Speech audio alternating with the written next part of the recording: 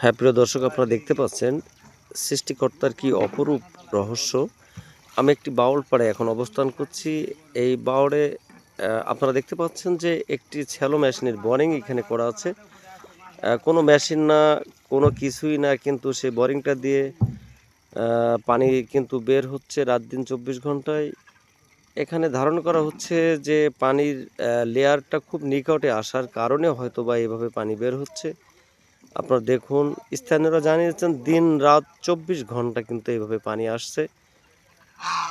সেটি মূলত এখন আপনাদের দেখানোর চেষ্টা করছি। আপনারা দেখুন, পাশেই কিন্তু বাওড়, যে বাওড়ে আপনারা দেখতে পাচ্ছেন জেলে সম্প্রদায়ের লোকজন, তারা কিন্তু সকালে মাছ আহরণ করছে। আপনারা দেখতে পাচ্ছেন পাশে কিন্তু রাজহাঁস। খুবই সুন্দর একটা পরিবেশ। প্রিয় দর্শক, ধন্যবাদ সকলকে।